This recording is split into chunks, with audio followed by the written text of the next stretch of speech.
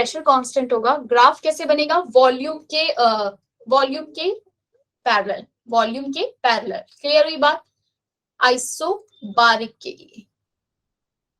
अच्छा, इन सब में isothermal, adiabatic, pressure versus volume, ये वॉल्यूम वाले ग्राफ में अगर मैं पूछूं, सपोज ये वॉल्यूम वाला ग्राफ हो गया आपका, ये एडियाबैटिक वाला, ये आइसोथर्मल वाला हो गया, इन सब में वर्क डन किसका ज्यादा है? ये आइसोथर्मल है या एडियाबैटिक है?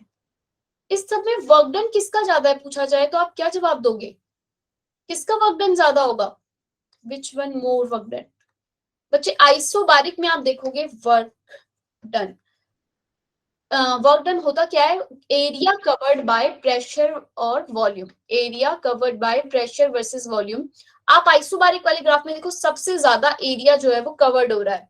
आइसोबारिक में क्या हो रहा है? सबसे ज्यादा एरिया कवर्ड है प्रेशर वर्सेस वॉल्यूम का। तो यहाँ पर क्या होगा? ये सबसे ज्यादा वर्क डन किसका होता है बच्चे? वर्क डन आइसोबारिक का।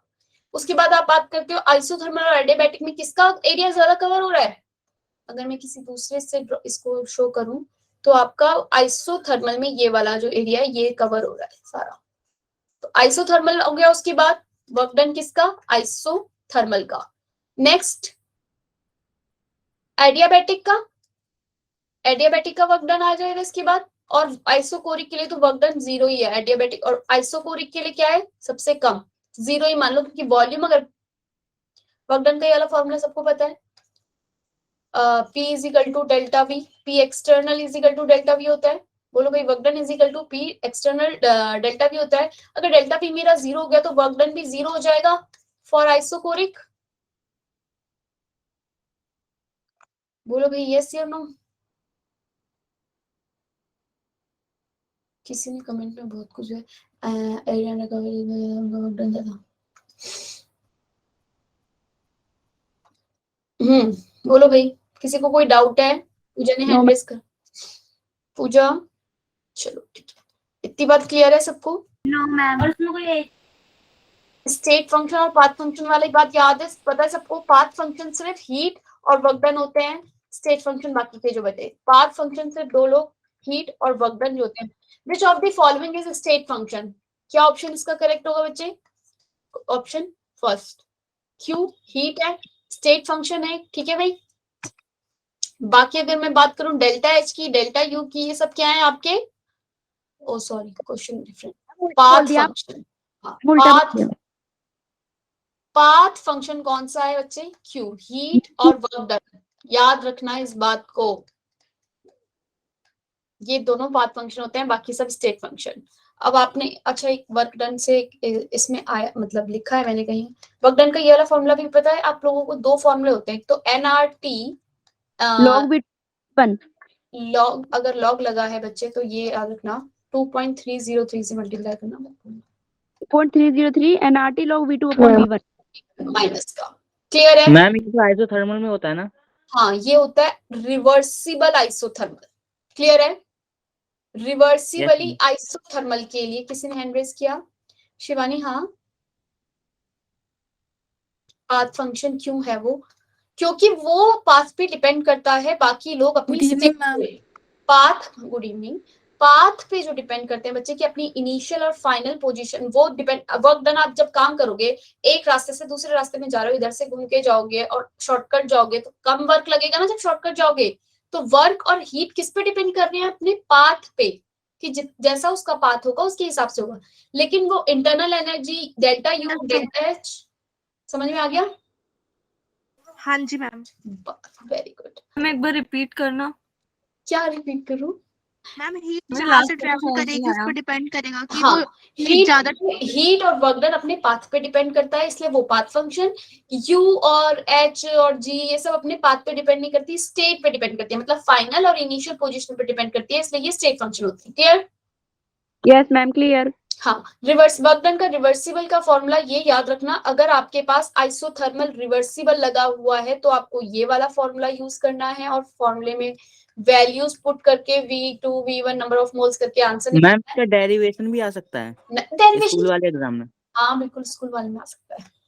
वर्क डन, अगर आपका बच्चे ये आइसोथर्मल रिवर्सिबल लिखा है तो ये, अगर आपको पी एक्सटर्नल दे दिया वहां पर तो आप ये पी एक्सटर्नल वाला ये वाला फॉर्मूला लगाओगे इरिवर्सिबल वाला। क्लियर है? मैम केमिस्ट्री में भी डेरिवेशन आ सकती है पेपर में। शायद थोड़ा मतलब 2 नंबर में इसमें इतने में आ जाए, पूछ ले। वर्क डन न्यूटन मीटर पर स्क्वायर को क्या बोलते हैं भाई, अगर इसे जूल में कन्वर्ट करना हो तो? Newton per metre square joule के इक्वल होता है, याद रखना इस बात को। अगर वर्क डन आपका बच्चे 10 टू पावर न्यूटन मीटर पर स्क्वायर है और उसने बोला जूल में बताओ वर्क डन कितना है, तो बता दो कितना होगा? यस मैम 1000 से मल्टीप्लाई। जूल में पूछा है, 10 की पावर 2 जूल। मैम 10 की पावर 3 होगा ना।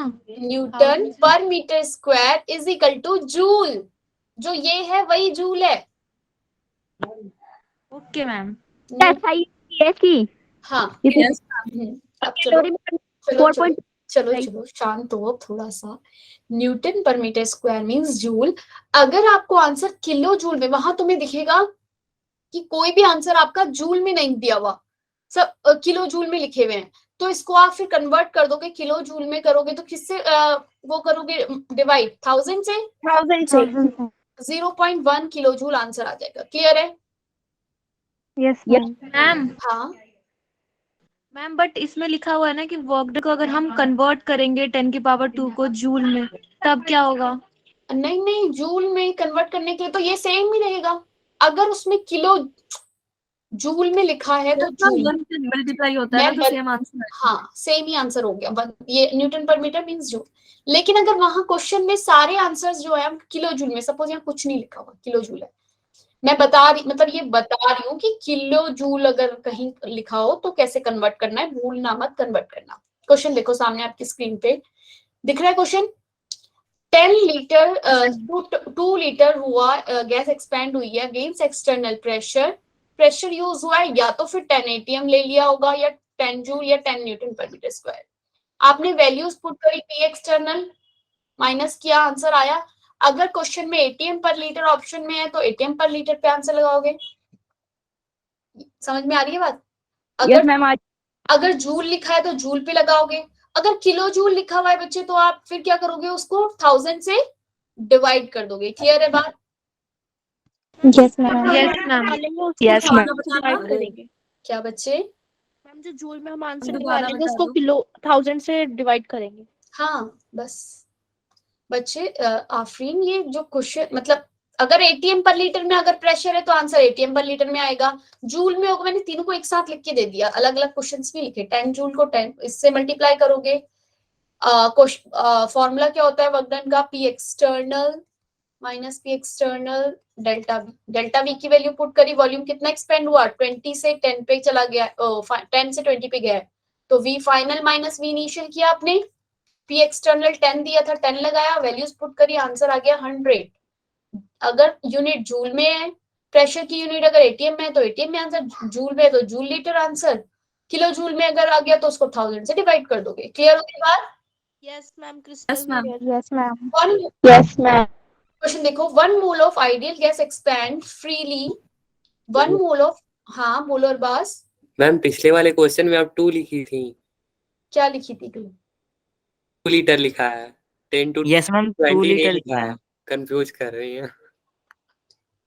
हंस लो पे कंफ्यूज कर रही हूँ तो नहीं, समझ में आ गया ना क्वेश्चन। मैम 1 मोल, एक 2 घंटे से बैठ के यहाँ मैं ये क्वेश्चन लिख रही हूँ ताकि कल की तरह ना हो कि मैं जूम करती जा रही थी फिर वो कहीं और जा रहा था फिर मुझे ठीक करना पड़ रहा था, इसलिए आज मैंने सारे क्वेश्चन टाइप करके मतलब लिखे हैं यहाँ पे। हो क्लियर है? जाती जल्दी। 1 mole of ideal gas expand freely, ये क्वेश्चन फिर से आगे क्या है, 10 लीटर टू 20 वॉल्यूम आइसो, अब देखो क्वेश्चन में क्या लिखा है, expand freely isothermal reversibly, delta E means होता है डेल्टा यू। क्लियर है भाई? आंसर क्या आएगा इसका? 0 सबके लिए 0। छाया, आफरीन, अरबाज, क्लियर है? जब कोई भी यस मैम ध्यान से सुनो, अगर कोई भी गैस, ये वैभव आज फिर आ गया, कल तो ये बोल रहा था झूठी तारीफ कर रहे हैं सारे लोग। अगर कोई गैस फ्रीली रिवर्सिबल हो रही है मतलब फ्रीली मीन्स क्या हो रहा है उसमें, वॉल्यूम जो है कोई एक चीज से दूसरी जगह फ्री हो गया, मतलब फ्री एक्सपेंशन हुआ है, ठीक है।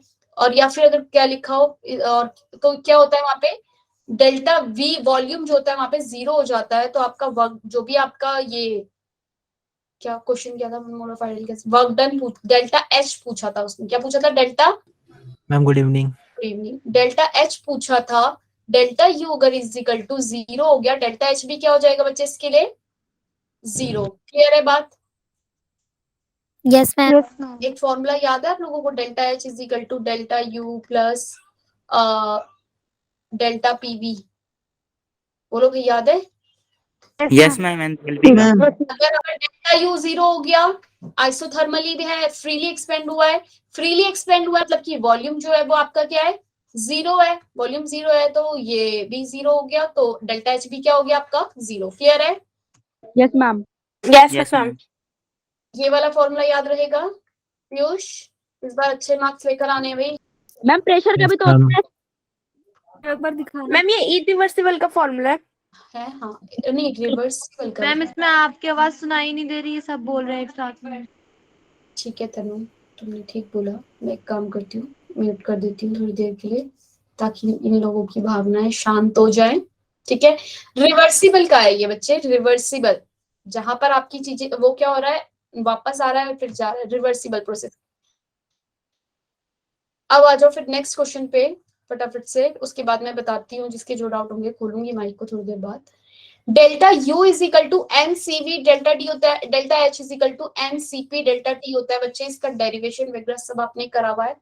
जब आपकी टिक मार्क के क्वेश्चन आता है तो वहां डेरिवेशन नहीं आएगा, आपको सारे फॉर्मूले पता होने चाहिए। फॉर्मूले पता रहेंगे तब आपको क्वेश्चन देख के फटैक से दिख जाएगा कि अच्छा क्वेश्चन में ये गिवन है, वो गिवन है, मुझे निकालना क्या है। सपोज अगर आपका इस डेल्टा यू निकालने वाला कोई इस तरीके क्वेश्चन आ गया, देखती हूँ क्वेश्चन निकालने का। अगर क्वेश्चन में आपको गिवन है कि डेल्टा सीवी जो है, सीवी को क्या बोलते हैं कोई बताएगा मुझे? हीट कैपेसिटी, हीट कैपेसिटी अगर आपको गिवन है कुछ, सपोज 2 कैलोरी गिवन है, सपोज क्या गिवन है, हीट कैपेसिटी आपको 2 कैलोरी गिवन है।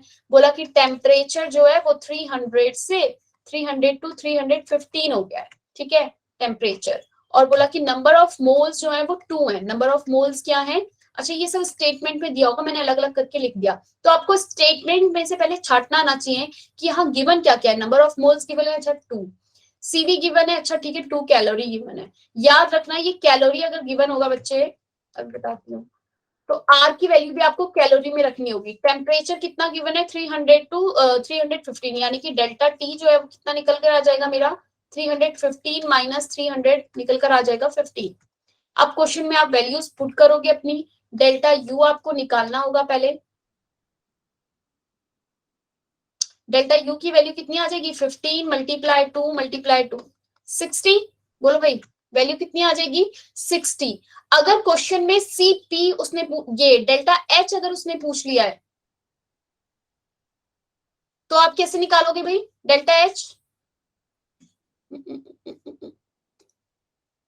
डेल्टा एच और डेल्टा यू का एक रिलेशन याद है आपको, delta H delta U plus delta NGRT, बोलो भाई delta delta H is equal to में delta U plus delta NGRT होता है।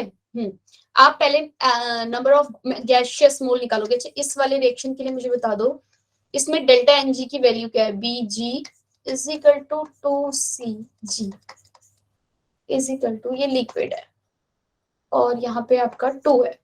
अब बताओ जरा इसमें डेल्टा, कमेंट में लिख के बताओ जरा मुझे इसमें डेल्टा उसकी वैल्यू क्या है, डेल्टा एनजी की वैल्यू क्या है। कोई बच्चा है हैंड रेस करना जिसे डेल्टा एनजी निकालना नहीं आता हो?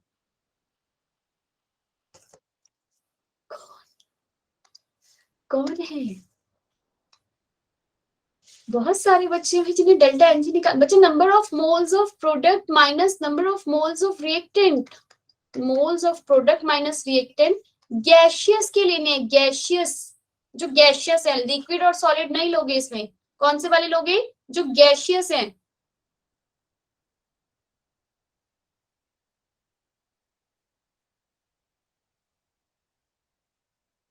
अरे बोलो भाई कुछ, कैसे बोलोगे तुम, तुम्हारे माइक ऑफ है, एक मिनट।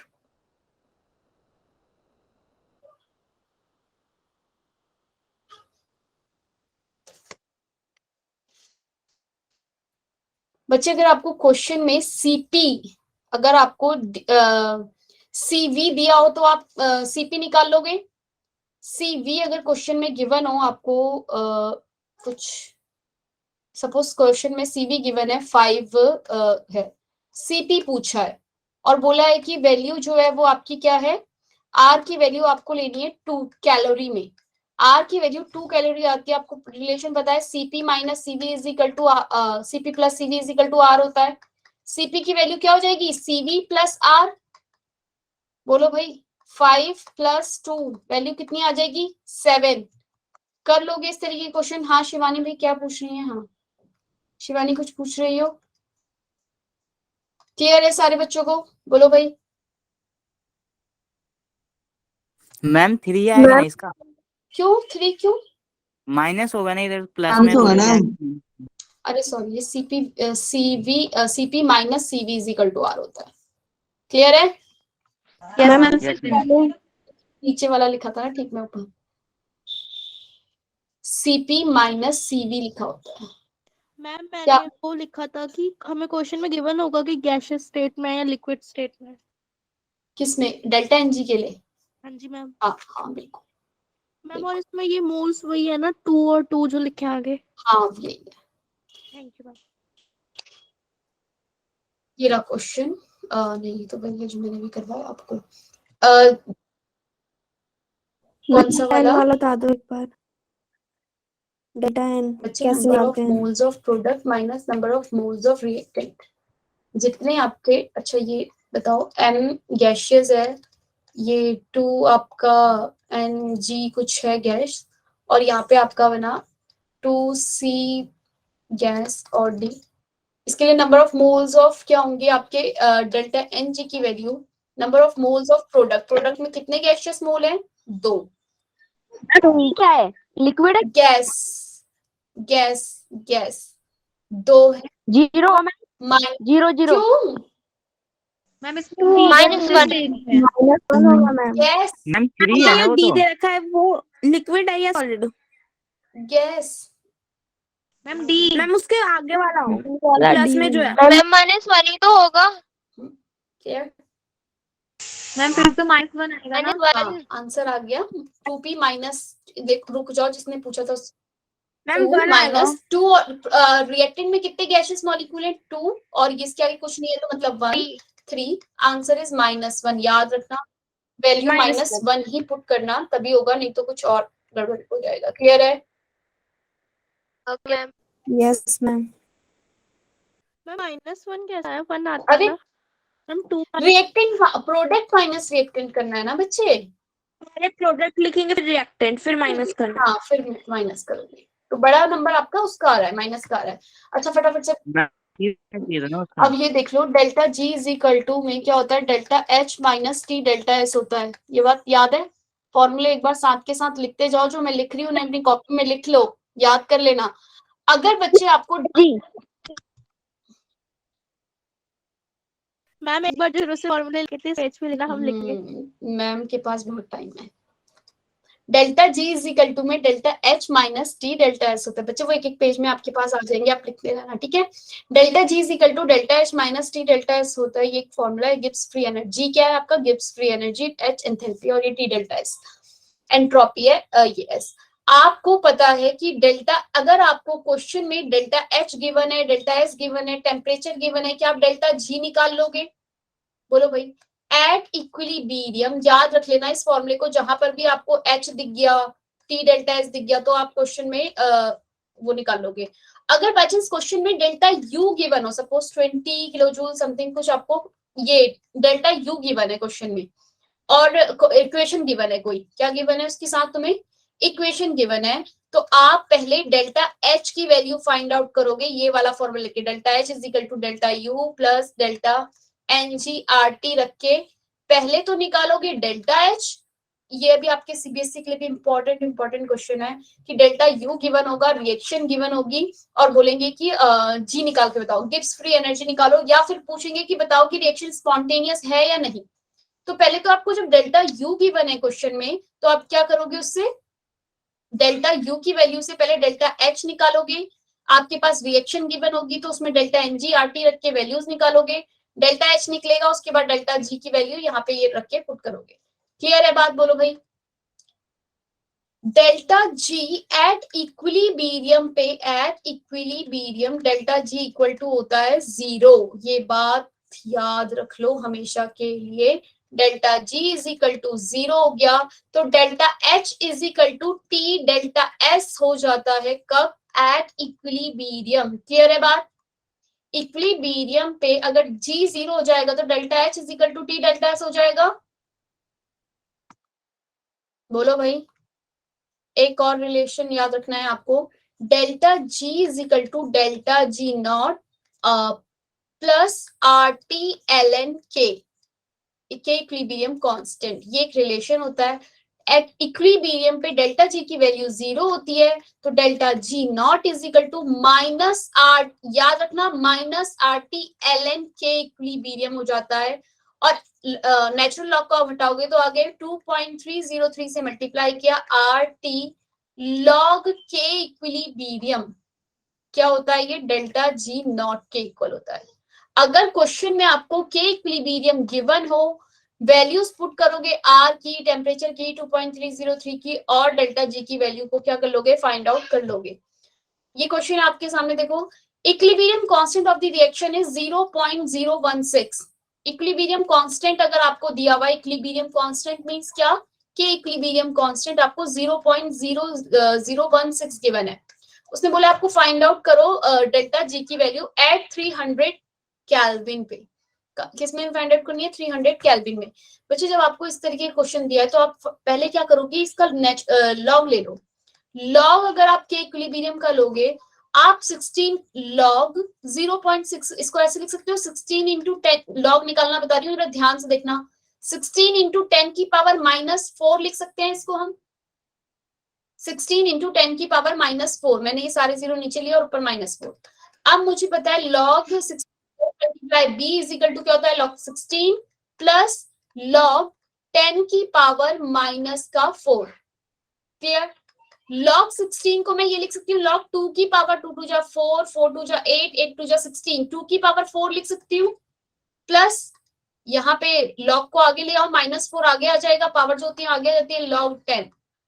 ये आगे जो पावर में है ऊपर, ध्यान से देखना step by step. A log A multiply B is equal to होता है log A plus log B. आप ये इस तरीके से लिखा है तो आपने इसको खोल के यहाँ ऐसे लिख लिया लॉग की वैल्यूज को। उसके बाद 16 लिखा था, 16 में आपको क्या लिख सकते हो? आप इसको 2 की पावर में आप कन्वर्ट करोगे। सपोज अगर 8 होता तो आप 2 की पावर में कन्वर्ट करते, 2 की पावर 3 आता। 2 2 जब 4 होता तो क्या लिखते? 2 की पावर 2 लिख देते। जब आपको या 32 होता तो 2 की पावर 6 लिख देते। आप इस 5 लिख देते। आप इस तरीके से इनकी क्या कर सकते हो? पावर्स को 2 की पावर में कन्वर्ट कर सकते हो। जो ऊपर 4 है ये आगे आ जाएगा 4 log 2 -4 और log 10 की वैल्यू होती है 1। आंसर क्या आ जाएगा बच्चे इसका? इक्वल टू 4 log 2 का वैल्यू आपको हमेशा याद रखनी है 0.3 होती है। और किसी की याद हो ना हो, log 2 की वैल्यू याद रख लो 0.3 होती है। आंसर क्या आ गया? 4 इंटू 0.3 कितना होता है? 1.4 3 12, 1.3 आंसर आ जाएगा। 4 में से आपने माइनस करना है क्या? 1.3 में से आपने माइनस 1.2 में से माइनस किया 4 को, आंसर कितना आया? 2.8 माइनस का। क्लियर हुई बात? माइनस का 2.8 आंसर आया। अब निकालना क्या था वो मत भूल जाना। करते करते क्वेश्चन को निकाल, ये आपको जल्दी जल्दी करना आना चाहिए तभी आप क्वेश्चन कर पाओगे। Delta G minus R T 2.303 को लगाना मत भूलना। तुम कहोगे कि हमने तो आंसर निकाल दिया, आंसर आ क्यों नहीं रहा? क्योंकि ये गलती मैं भी बहुत बार कर चुकी हूँ। 2.303 लगाना भूल जाती हूँ। 2.303, आर की वैल्यू 8.314, टेम्परेचर 300 गिवन था। ये -2.8 है, माइनस से माइनस यहाँ प्लस, इसको सॉल्व करोगे आपका आंसर आ जाएगा। क्लियर हुई बात भाई? यस और नो? बोलो भाई, सबको क्लियर है? मैम रीड कर दो। मैम तो यहाँ मैम ये पे टेम्परेचर अगर सेल्सियस मैम। में होगा बस तो उसको मुझे केल्विन लास्ट में भी का कन्वर्ट समझाना करना है। पड़ेगा। एक मिनट क्या बच्चे, रुको। टेम्परेचर में मैम क्या? रीड कर दो। मैम अगर टेम्परेचर सेल्सियस में गिवन होगा तो उसको केल्विन हम में केल्विन कन्वर्ट में करेंगे। करोगे। अच्छा, आप क्या रिपीट करना है बच्चे? आपको लॉग निकालना नहीं समझ में आया? यस मैम, मेरे को भी नहीं आया। मैम क्वेश्चन वाली तभी आप लोगों को लॉग निकालना नहीं सिखाया गया। बोलो क्या? ठीक है, क्लियर है? क्वेश्चन वाली स्लाइड दिख गई? मैम जी आपने मैम लॉग एक बारी और दिखा दो। एक मिनट, क्या शिवानी? मैम जो आपने लॉग मैम निकालने लॉग वाली निकालने वाली ठीक है, slide। तुम हाँ लॉग निकालने वाली स्लाइड, ठीक है। अब मैं एक बार लास्ट टाइम फिर से समझा रही हूँ, जरा ध्यान से सुनना बच्चे। जब लास्ट वाली स्लाइड दिखा दो बस एक बार। ये मैम क्वेश्चन वाली मैम यस मैम जो क्वेश्चन लिखा था आगे वाला। मैम अगला वाला, यही वाला। ये समझा तो रही हूँ, मुझे समझाने ही दे रही हूँ, लगा निकाल। सुन, तसल्ली से सुन के तो लो। अगर आपको लॉग की वैल्यू निकालनी है 0.00016 वो लिखा था, इसकी आपको लॉग की वैल्यू निकालनी है। लॉग, इसको आप पहले तो सिंपल फॉर्म में लिख दोगे, 16 इंटू 10 की पावर -4 लिख सकते हो इसे, ठीक है। क्योंकि लॉग ए बी का फॉर्मूला होता है log A plus log B, यानी कि ये a इंटू बी है, a ये b है। अब इसको अलग अलग करके आप लिख सकते हो log a plus log b। Clear हुआ यहाँ तक? माइनस का फॉर्मूला, यस मैम। ठीक है। अब आपने log 16 को 2 के उसमें चेंज कर देना है, क्योंकि आपको 2 की वैल्यू पता है। 16 होता है 2 की पावर 4। ये बात क्लियर है सबको? log is equal to log 16 means 2 की पावर 4 होता है। माइनस का 4 पावर में आगे आ जाएगा। माइनस का 4 जो पावर में, जो ये फॉर्मूला है लॉग का, एक प्रॉपर्टी लॉग की ये भी है कि अगर पावर में जो कुछ भी है ऊपर ये आगे आ जाता है और बाकी का ये ऐसे रहता है। क्लियर? ये प्रॉपर्टी है लॉग की। माइनस का 4 आगे आया, लॉग 10 जो बचा था वो ऐसे रहा। ये भी यहाँ पे भी 4 आगे आ गया, 4 log 2 प्लस, और log 10 की जो वैल्यू होती है बच्चे, log वो 1 होती है, -4 log 10। और यहाँ log 4 की वैल्यू क्या होती है? log 4 की वैल्यू log 2 की वैल्यू क्या होती है? 0.3। 4 आगे से था, log 2 की वैल्यू आपने 0.3 लिखी, माइनस का 4 लगाया। क्लियर हुई बात? ये माइनस का 4 था, यहाँ से माइनस का 4 और log कितना हो गया आपका? -4। log 10 की वैल्यू 1, माइनस का 4। बोलो भाई, डाउट हुआ इसमें कहीं? No ma'am. पक्का? मैम क्लियर है? जैसे आपने ये log 16 लिखा था तो मैम यहाँ पे कोई ओड नंबर भी तो हो सकता है इवन की जगह। अरे मेरी माँ, मैं भी ये बता रही हूँ, अगर 2 से वो वाले हुए, 16 हुआ, 8 हुआ या फिर 32 हुआ, इनको कैसे सॉल्व करोगे? अपना चला, ठीक है। अभी मैं अपना बता रही हूँ, जो इजी होते हैं ना वही देते हैं। अगर कुछ 2 और 3 के लॉग के अलावा कोई दूसरी वैल्यूज होंगी तो वो गिवन हो जाएगी क्वेश्चन में। क्लियर? 3 की भी याद रख लेनी है। 0.3 की क्या वैल्यू होती है भाई लॉग की? दोनों बताएगा? 0.3। 0.47 उसके लिए होती है, हाँ 0.47 होती है। किसकी? log 5 की, 3 की सॉरी। log 5 की वैल्यू होती है 0.7 और log 3 की वैल्यू क्या होती है? 0.48। अभी लिखती हूँ, रुको। मैम ये याद करना पड़ेगा। सिर्फ 2 वैल्यू, आपको सिर्फ 2 याद रखो, log 2 की 0.3, log 3 की 0.48। क्लियर है? Yes ma'am. 0.47। Yes ma'am. Log T को 0.5 के अप्रॉक्स में ले सकते हैं। किसको? हाँ ले लो, 0.5 ले लो। क्लियर है? 1.2 माइनस का 4 किया आपने, इसका आंसर आपका आया -2.8। क्लियर हुई बात? कैसे आया था? अब आगे कुछ नहीं किया था, जो आपका डेल्टा जी था उसमें वैल्यूज पुट करी थी, आर की, टी की, 2.303 की, माइनस की, और फिर जो ये वाली वैल्यू थी log के लिए, ये वैल्यू किसके लिए आई थी मेरी? log के इक्विलिब्रियम की, वो यहाँ पे मैंने पुट करी थी माइनस में। माइनस और माइनस क्या हो गए थे आपस में? प्लस हो गए। आंसर आ जाएगा, मल्टीप्लाई करके आंसर लिख देना। क्लियर है बात? Yes ma'am. एक चीज मोस्ट इंपॉर्टेंट बात कॉम्पिटिटिव एग्जाम की, रिएक्शन स्पॉन्टेनियस कब होता है? स्पॉन्टेनियस जब डेल्टा जी होगा आपका नेगेटिव और के इक्विलिब्रियम क्या होगा? Greater than 1। कितना होगा? Greater than 1। तो रिएक्शन क्या होती है? स्पॉन्टेनियस। ये बात याद रखनी है लेकिन। क्लियर है? Delta G is negative for ma'am दोबारा बता दो। delta G is negative for spontaneous reaction and K equilibrium is greater than 1 for spontaneous reaction. Clear है? याद रखना है इसे। अब हम लोगों ने एकदम से दूसरी चीज पे आ गई, चीज और छूट गई थी इसमें। आपको ये पता है इनका रिलेशन जो हम निकालते थे स्पॉन्टेनियस होगी या नहीं होगी? Temperature delta H spontaneous process के लिए क्या होता है? नेगेटिव पॉजिटिव क्या होता है? Ma'am negative. और डेल्टा एस क्या होता है स्पॉन्टेनियस प्रोसेस के लिए? पॉजिटिव। पॉजिटिव। पॉजिटिव होता है। हमने ग्राफ किया होगा, अगर किसी बच्चे ने देखा होगा तो वो ग्राफ भी बहुत इंपॉर्टेंट है। डेल्टा एच की वैल्यू लिखिए और टी डेल्टा एस लिखिए।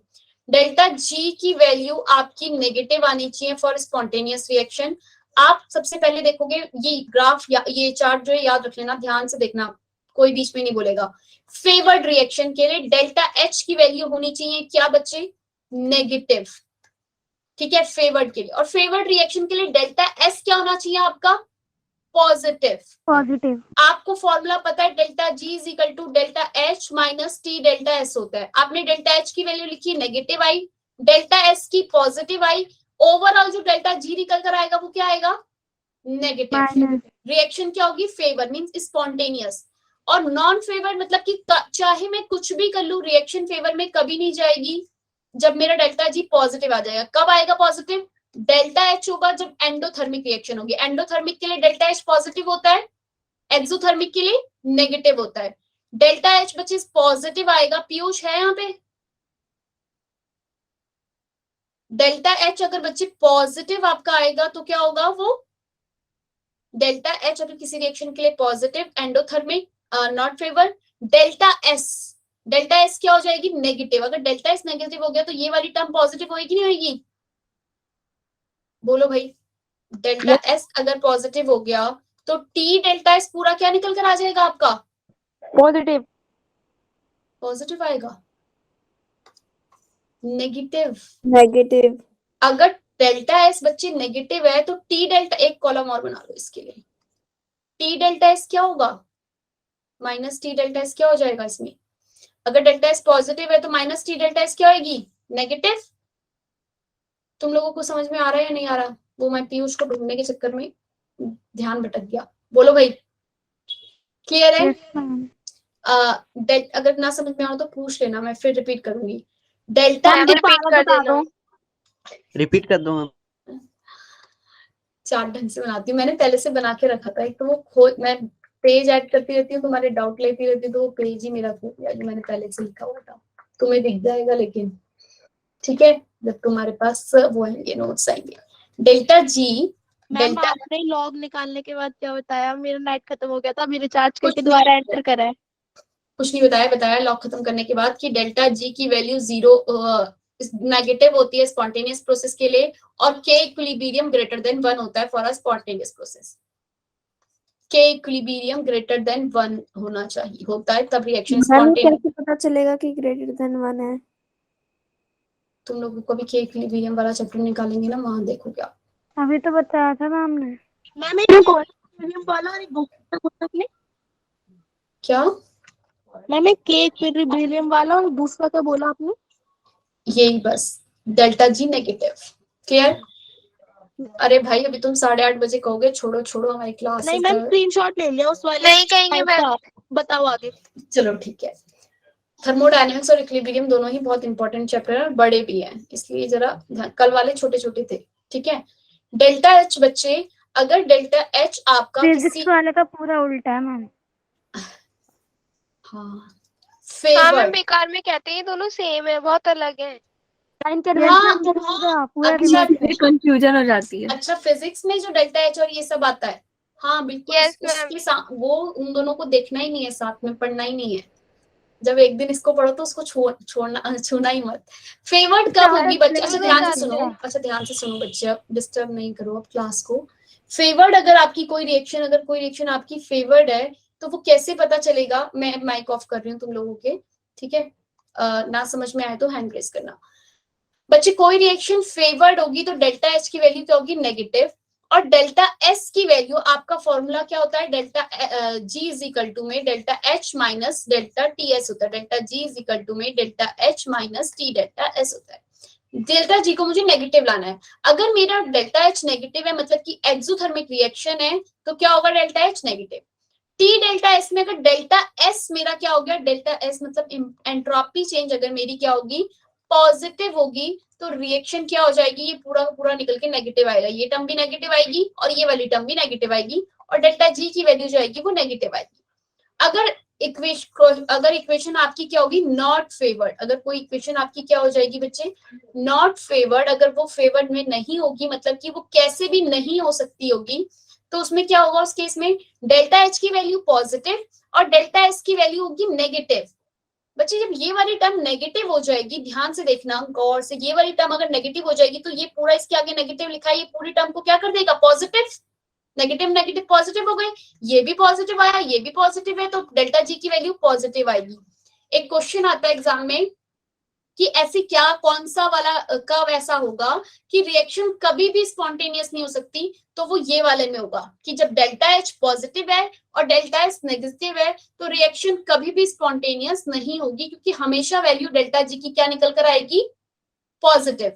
अब एक कंडीशन के साथ, अगर कंडीशन कुछ लगेगी, डेल्टा एच, अब एक बार डेल्टा एच को पॉजिटिव रख लो, डेल्टा एच जो है उसको रख लो क्या, पॉजिटिव, और डेल्टा एस को रख लो आप, डेल्टा एस को भी रख लो पॉजिटिव, दोनों पॉजिटिव है। जब डेल्टा एच भी पॉजिटिव है, डेल्टा एस भी पॉजिटिव है, तो रिएक्शन फेवर कब होगी, जब टी डेल्टा एस जो है वो ग्रेटर देन होगा किसके, डेल्टा एच के। जब रिएक्शन में टी डेल्टा एस बच्चों अगर बड़ा हो गया, ये वाली टर्म दिख रहा है मेरे, ये अगर ये वाली टर्म आपकी बड़ी आ जाएगी, ये वाली टर्म अगर बड़ी आएगी, तो अगर डेल्टा एस पॉजिटिव है तो ये टर्म तो नेगेटिव हो गई है, और अगर ये बड़ी होगी तो फिर जो आंसर निकल कर आएगा ओवरऑल डेल्टा जी का वो क्या आएगा, नेगेटिव। डेल्टा एच अगर आपका greater than T delta S होगा, डेल्टा एच अगर आपका greater than T delta S होगा, डेल्टा एच अगर नेगेटिव हो और डेल्टा एस क्या हो यहाँ पर आपका, ये भी नेगेटिव, तो बच्चे कंडीशन ये लगेगी कि डेल्टा एच अगर बड़ा हुआ तो ही रिएक्शन स्पॉन्टेनियस होगा, वरना रिएक्शन स्पॉन्टेनियस नहीं होगा। पूछो भाई, पूजा तुम लोग एक आ बार गया मैम। सुनो शिवानी सुनो, बाकी सारे बच्चे सुनो, जैसे ये समझ में नहीं आया तो ये बहुत इजी है, बस पॉजिटिव और नेगेटिव का खेल है। आप ऊपर जो रिएक्शन दिए उसको लिखो, डेल्टा एच की वैल्यू एक बार नेगेटिव फिर उसकी पॉजिटिव रखो, देखो कि कब डेल्टा जी की वैल्यू नेगेटिव आती है, ठीक है। यहीं पे सारा मत समझने की कोशिश करो, थोड़ा सा रुको, है क्लियर है मैम इस वाले फॉर्मूले में एंथैल्पी दे दो भाई। क्या बच्चे, स्पॉटिफाई क्या होता है?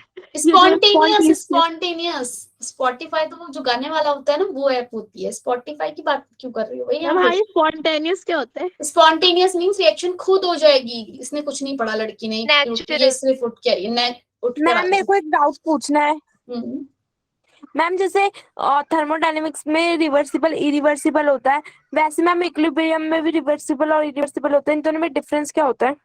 बच्चे इक्विलिब्रियम इरिवर्सिबल में आता ही नहीं है, वो हमेशा रिवर्सिबल में आता है, बस इतना है। इरिवर्सिबल का इक्विलिब्रियम हम पढ़ते ही नहीं है, क्योंकि वहां इक्विलिब्रियम आया ही नहीं। तो मैम रिवर्सिबल थर्मोडायनेमिक्स और उसमें क्या डिफरेंस होता है इक्विलिब्रियम में?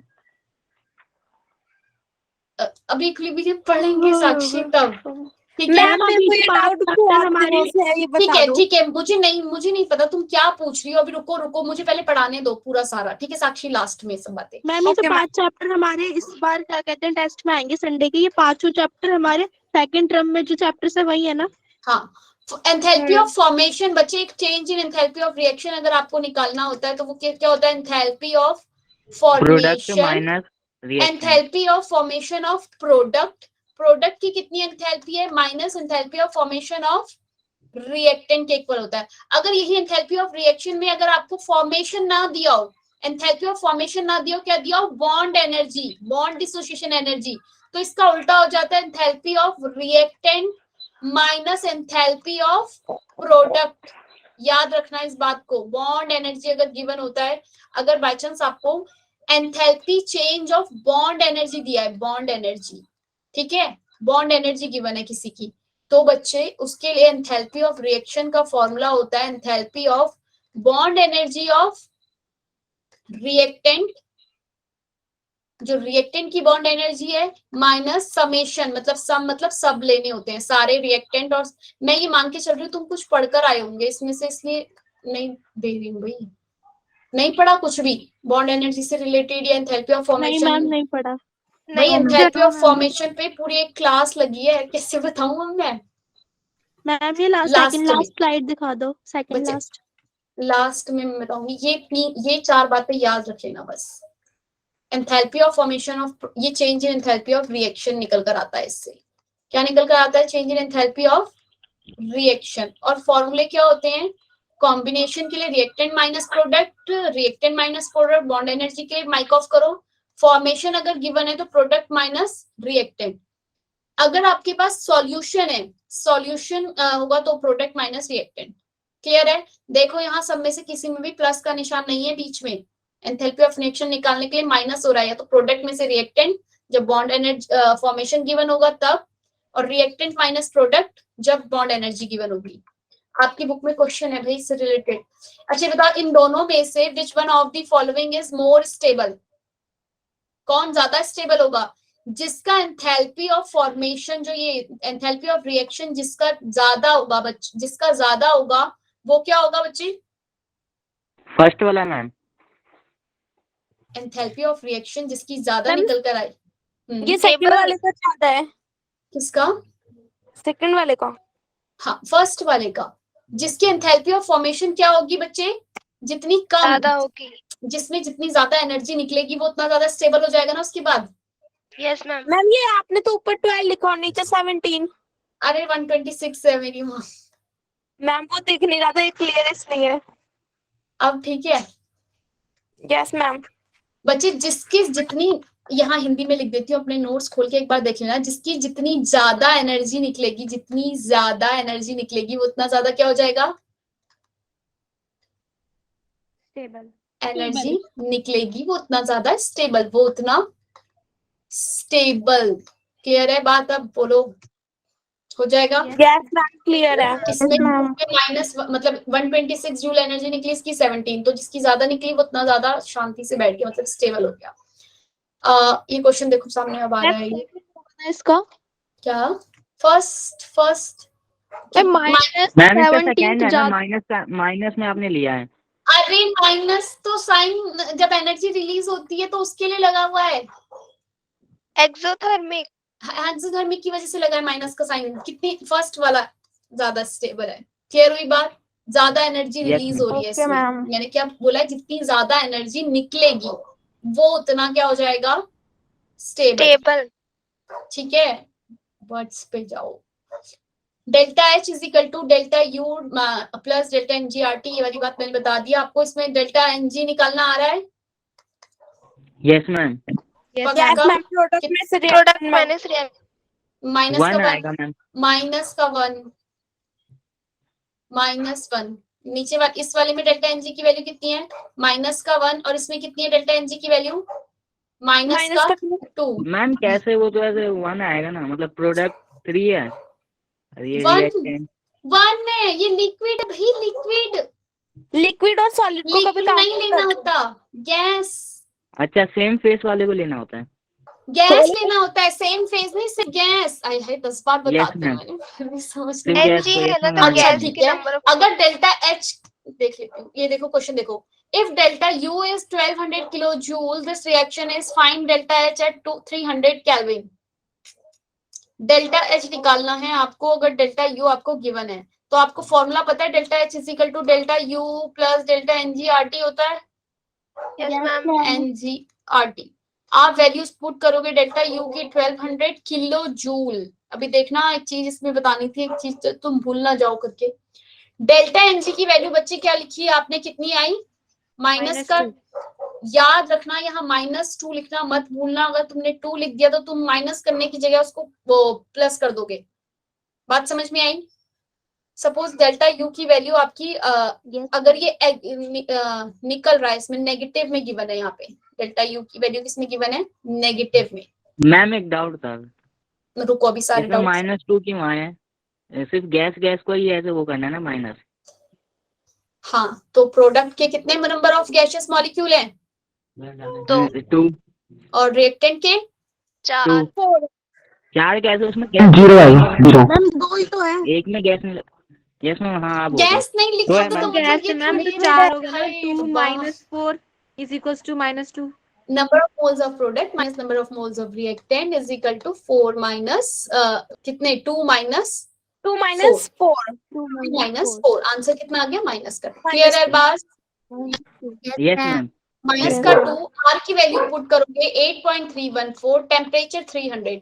एक बात याद रखना, ये जो वैल्यूज निकल कर आई है ना, ये वाली तो किलो जूल में है, ये याद रखना। अपने एग्जाम में भी मैंने इसीलिए क्वेश्चन लिखा कि ये वैल्यू किलो जूल में है, ये वैल्यू जूल में निकल कर आएगी। इस पूरी वैल्यू का जो भी आंसर आएगा आपको उसे 1000 से डिवाइड करना होगा, तब वो किलो जूल में कन्वर्ट होगी, और तब ये प्लस माइनस जो भी करना होगा वो होगा। बात समझ में आई? यस मैम यस मैम इसकी वैल्यू आप निकालोगे तो 4 पॉइंट समथिंग कुछ आ जाएगी। ठीक है भाई, मुझे नहीं पता, आप निकाल के देख लेना। आप निकालोगे तो 4 पॉइंट समथिंग आएगी। अब उस वैल्यू को आप क्या करोगे इसके साथ, मैम माइनस करेंगे। माइनस माइनस क्या हो जाएगा, प्लस। क्लियर हो गई बात? यस मैम मैम हम जो वैल्यू आएगी उसको क्या करेंगे, उसको -1200 से माइनस करेंगे। अरे ये माइनस है, माइनस में है, ये जो वैल्यू है यू की माइनस में है, ये माइनस में है। माइनस और माइनस क्या हो गए, प्लस हो जाएंगे। 1205 आंसर आ गया माइनस का। क्लियर हुई बात? कैसे निकालोगे, बस इस वाले क्वेश्चन में मुझे एक इंपॉर्टेंट बात ये बतानी थी कि जब आप डेल्टा एनजीआरटी करोगे तो वो जूल में निकल कर आएगा, क्योंकि 8.34 आपका किस में गिवन है बच्चे, जूल में गिवन है। क्लियर है ये बात सबको? यस मैम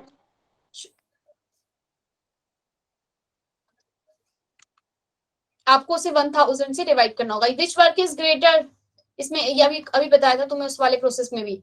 इसमें से किसका, दूसरे वाले में दोनों में नहीं, अरे अलग अलग, इसका अलग है, मैम इसका आंसर आ गया 49.88400 हाँ, तो माइनस 1200। हाँ, तो उसको अप्रोक्स 5 ले लोगे। 4.9 समथिंग आगे कुछ आ रहा है तो 5 मैम ले इसको लोगे। माइनस करेंगे तो 120.49 आएगा ना, कुछ मतलब प्लस करेंगे, सॉरी मैम।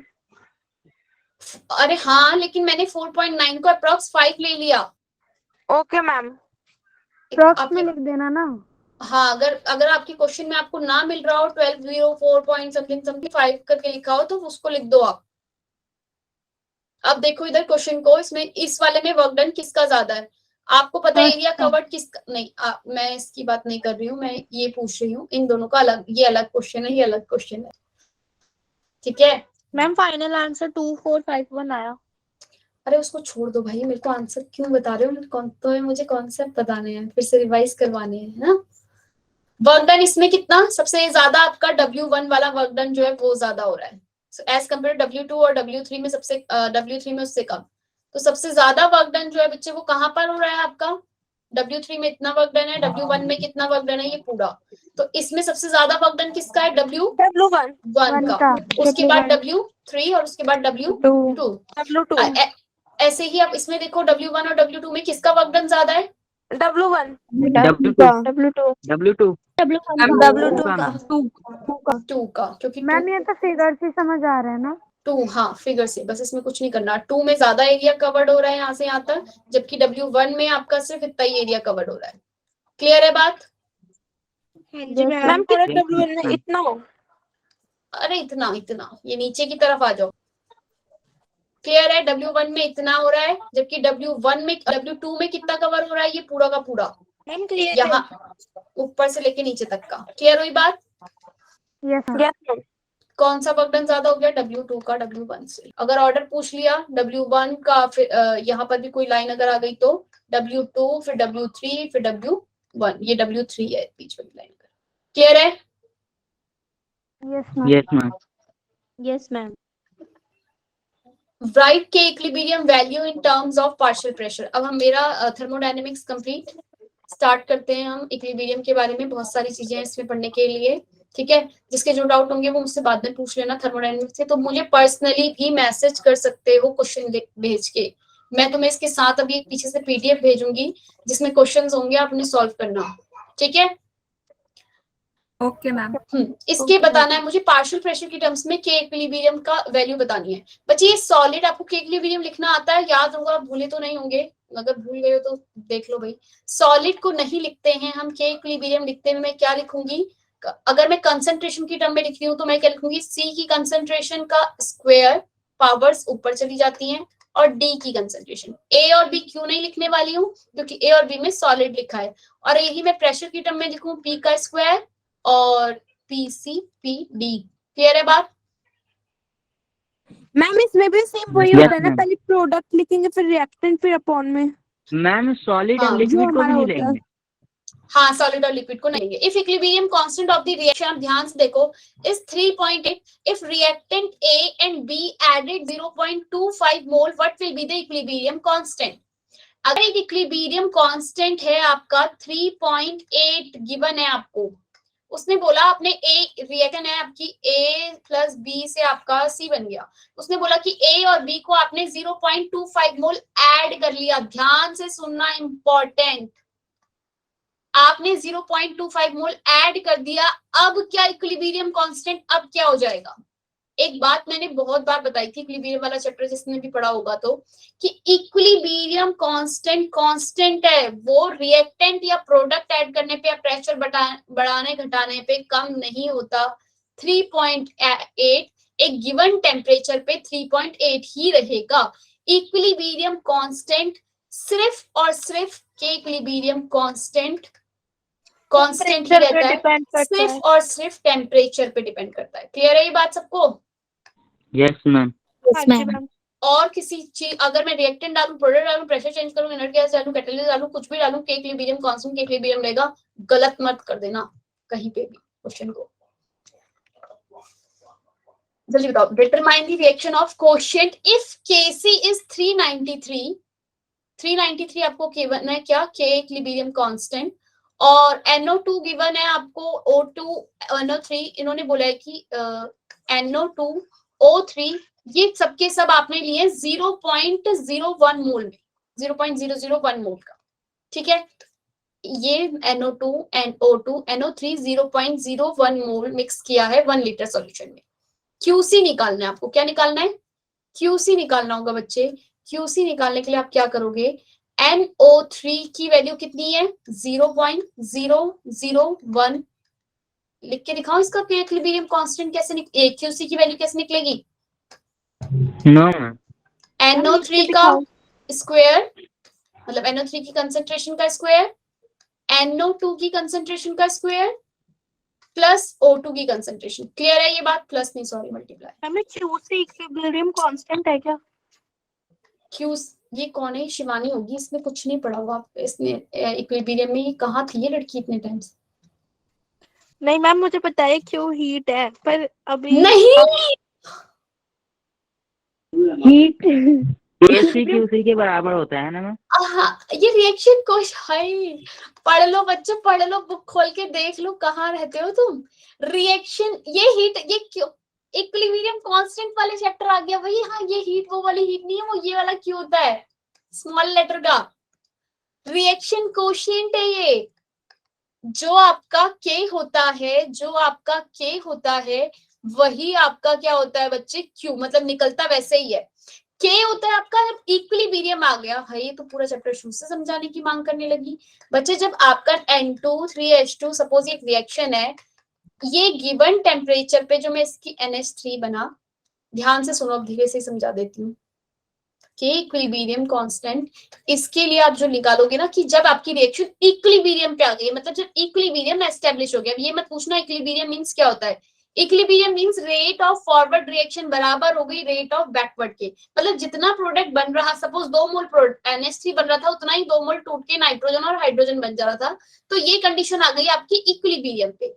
तो इक्विलिब्रियम पे जो कंसंट्रेशन आपकी इसकी अमोनिया की, इसको लिखते कैसे हैं कि इक्विलिब्रियम कांस्टेंट को, ये प्रोडक्ट की पावर जो आगे से स्टेशनरी कोफिशिएंट है वो पावर में, फिर N2 की कंसंट्रेशन, फिर हाइड्रोजन की कंसंट्रेशन, और 3 जो स्टोइचियोमेट्रिक कोफिशिएंट है वो पावर में।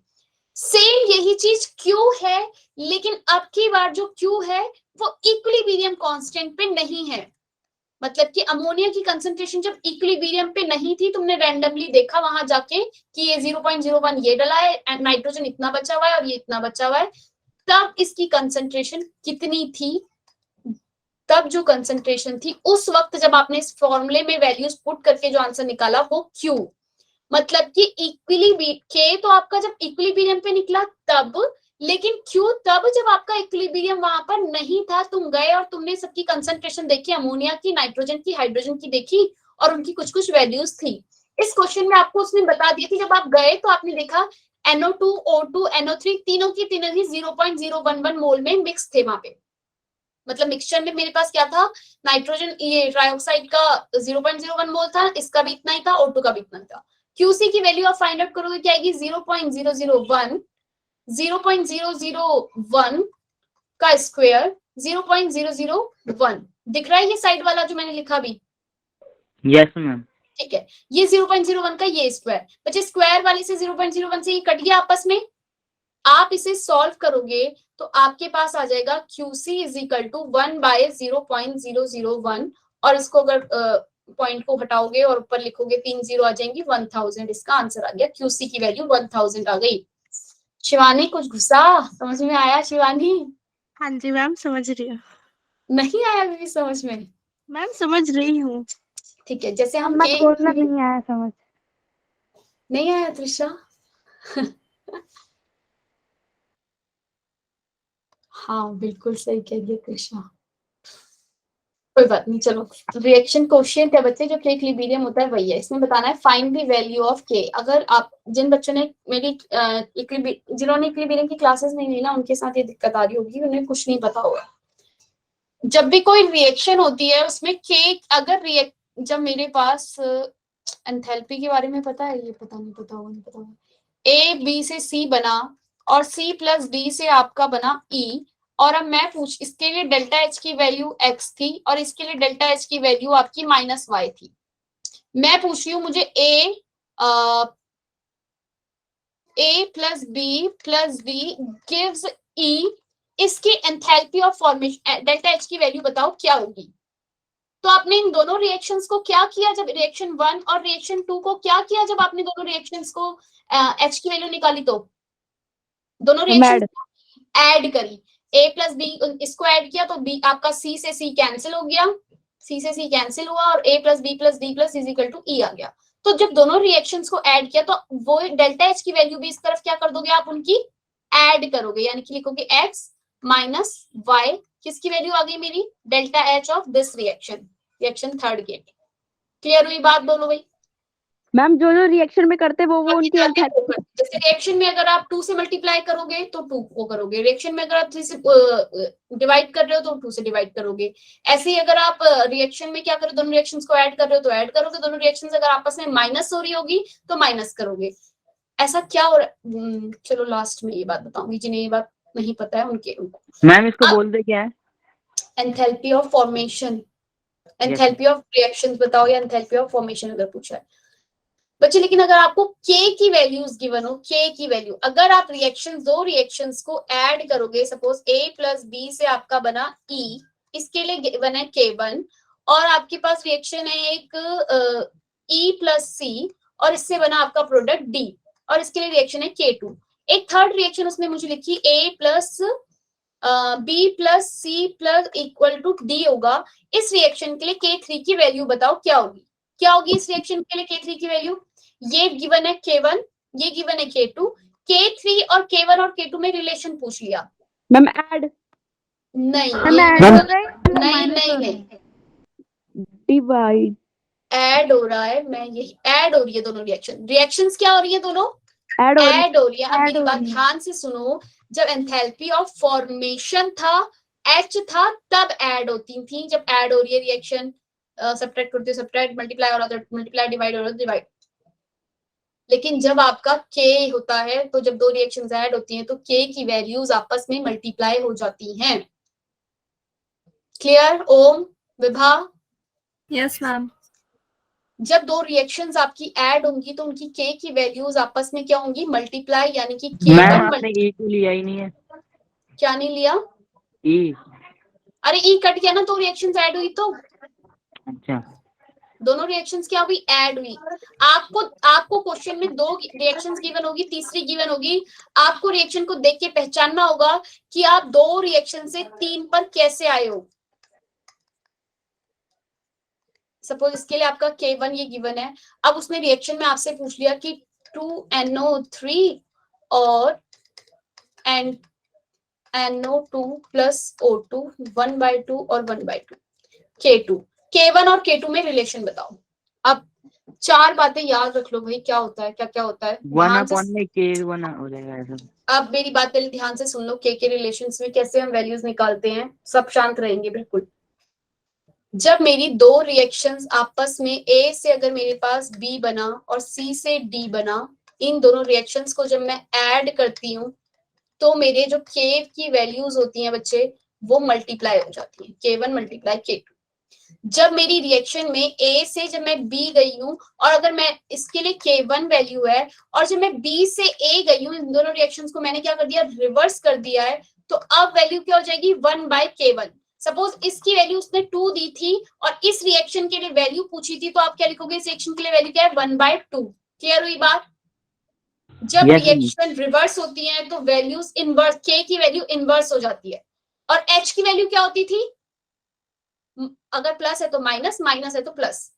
दोनों को कंफ्यूज मत करना, वो एंथैल्पी वाले चैप्टर में जब डेल्टा एच रिएक्शन गिवन है आपको, सपोज N2 + 3H2 2NH3 आपका बना और रिएक्शन में आपको गिवन है कि इसकी वैल्यू है, डेल्टा एच की वैल्यू है -96। उसने बोला NH3 N2 + 3H2, इसकी वैल्यू बताओ डेल्टा एच की क्या होगी, कुछ नहीं, रिएक्ट माइनस का है, ये क्या हो जाएगा, प्लस हो जाएगा 96। क्लियर हुई बात? डेल्टा एच के केस में अगर वही ये इसमें के की वैल्यू गिवन होती, सपोज के की वैल्यू 2 गिवन होती या 4 मान लो, तो इस वाले के लिए के की वैल्यू पूछी होती तो क्या होता, इस वाली के की वैल्यू का इनवर्स। क्लियर हो गई, 0.25। क्लियर हो गई बात? क्लियर है सबको? रिएक्शंस अगर ऐड हो रही हैं तो एंथैल्पी में वो ऐड हो जाती हैं, अगर के की वैल्यू क्या हो जाती है, इनवर्स हो जाती है। ठीक है, के की वैल्यू इनवर्स हो गई। एक और बात याद रखो, ए से अगर आपके बी में गया, इसके बाद इसकी वैल्यू अगर K1 है, अगर आपने इस रिएक्शन को 2 से मल्टीप्लाई कर दिया, मतलब 2A और से 2B बन रहा है, तो के की वैल्यूज के ये पावर में 2 आ जाता है, यानी कि के की वैल्यू अगर इसके लिए 2 होगी तो इसके लिए 2 × 2 हो जाएगी 4। क्लियर हुई बात? हम रिवर्सिबल वाले दोबारा बता दो क्योंकि शिवानी रिवर्सिबल में अगर इक्वेशन रिवर्स हो गई, इक्वेशन अगर रिवर्स हो गई तो के की वैल्यू इनवर्स हो जाएगी, मतलब अपॉन में चली जाएगी, 1/। क्लियर है? यहाँ पर के इक्विलिब्रियम कांस्टेंट ही है ना? हाँ, के इक्विलिब्रियम कांस्टेंट ही है। अगर आप ये बच्चे इसका पूरा डेरिवेशन कैसे हो रहा है, क्या हो रहा है, ये सब करवाया था क्लास में, अगर जिसने अटेंड की होगी तो। अब रिवीजन क्लास है, रिवीजन क्लास में मैं ये तो नहीं कर सकती ना, पूरे 15 क्लासेस जितनी हमने पढ़ाया था इसमें सब करवाऊंगी, है ना, इसलिए ये कैसे आया क्या आया वो सब वहां हुआ था। अभी सिर्फ आप अभी के लिए ये याद रख लो फॉर्मूले, जो भी मतलब जो रूल्स निकल कर आ रहे हैं। K1 की वैल्यू से, अब जब आप ये वाली इक्वेशन से, फर्स्ट इक्वेशन से 2 पर आए हो, K2 उसने पूछा है K1 और K2 के बीच में क्या रिलेशन है। आपने फर्स्ट रिएक्शन को सेकंड रिएक्शन पे आने में क्या क्या किया, फर्स्ट को एक तो आपने क्या किया है, इनवर्स किया है, तो यानी कि जब आपने इसको इनवर्स किया NO3 NO2 और O2, यानी कि जब इसे इनवर्स किया तो K1 को भी आप क्या कर लोगे, इनवर्स 1/K1 हो जाएगा। K2 के बराबर, K2 किसके बराबर होगा, इनवर्स ऑफ K1। K2 किसके बराबर हो जाएगा बच्चे, K2 = inverse of K1। Clear हुई बात? हाँ जी मैम। नेक्स्ट स्टेप में मैम हम क्या प्रोसेस इरिवर्सिबल है? ये रिवर्सिबल तुम कहाँ से ला रहे हो, मैं कुछ और पढ़ा रही हूँ, तुम क्या सुन रहे हो। इरिवर्सिबल नहीं बच्चे, रिवर्सिबल है। रिवर्सिबल इक्विलिब्रियम सिर्फ रिवर्सिबल में ही एग्जिस्ट करेगा। अगर कोई रिएक्शन इरिवर्सिबल है बच्चे, तो वो रिवर्सिबल कैसे हो जाएगी। मैम समझ गई सॉरी। इक्विलिब्रियम मींस कोई रिएक्शन जब दोनों तरफ जा रही हो। क्लियर है? ये थर्मोडायनेमिक्स से अलग Yes, बात है। ma'am. थर्मोडायनेमिक्स की बात चली गई, अब मैं आपको इक्विलिब्रियम पढ़ा रही हूँ। इक्विलिब्रियम सिर्फ और सिर्फ रिवर्सिबल प्रोसेस में होता है। अगर नहीं भी, अगर कुछ लगा हुआ एरो एक ही तरफ जा रहा है तब भी आप मान लेना दोनों तरफ है, अगर इक्विलिब्रियम का कोई क्वेश्चन है तो। ठीक है, K2 और K1 के बीच में रिलेशन हो गया, K2 is equal to inverse of K1। ठीक है, अभी भी आप यहाँ नहीं पहुंचे हो, इक्वेशन 2 पे नहीं पहुंचे। इक्वेशन 2 पे पहुंचने के लिए इस इक्वेशन को 2 से मल्टीप्लाई करना पड़ेगा। आप 2 से मल्टीप्लाई करोगे 2NO3 2NO2 plus 2O2। Clear हुई बात? सॉरी, किससे मल्टीप्लाई करोगे आप इसे? 2 से मल्टीप्लाई किया अगर आपने तो। बोलो भाई, क्लियर हुई बात? ये 1 हो जाएंगे। अरे अरे अरे अरे अरे, छोड़ो छोड़ो, 2 से मल्टीप्लाई किया अपनी रिएक्शन। क्लियर है बात? बोलो भाई, समझ में आई ये बात? अगर आपकी इक्वेशन 2 से मल्टीप्लाई हुई तब आप यहां पहुंचे हो, वो क्वेश्चन गलत लिखा हुआ है क्योंकि चेंज करके लिखा ना मैंने। K2 बाय K1 क्या हो जाएगा यहाँ पे? अब इसकी वैल्यू की पावर में क्या आ जाएगा? स्क्वायर, क्योंकि आपने किससे मल्टीप्लाई किया है? 2 से। बात समझ में आई? Yes, ma'am. जब आप A से B में गए तो बच्चे, जब आपकी इक्वेशन 2 से मल्टीप्लाई हुई है, 2 से मल्टीप्लाई हुई है, तो K की वैल्यू जो थी, तो जो इसकी वैल्यू आएगी वो K1 का स्क्वायर आएगी। क्लियर हुई बात? पावर में 2 से मल्टीप्लाई हो जाएगा। बात समझ में आई भाई? त्रिशा, कृष्णा? मैम ये टाइप ऑफ फॉर्मूला है? नहीं, इसके पीछे हमने पूरा मतलब पूरा निकाला था ये कि कैसे हो रहा है। के इक्विलिब्रियम निकाला था। शिवानी भी आपको मतलब क्लासेस देख लेना या फिर बात याद रख लेना कि जैसे enthalpy of formation, 2 reactions add होती हैं तो उनको ऐड कर देते हैं, ऐसी के की वैल्यूज आपस में क्या कर देते हैं बच्चे? 2 रिएक्शन ऐड हो रही होती है तो मल्टीप्लाई।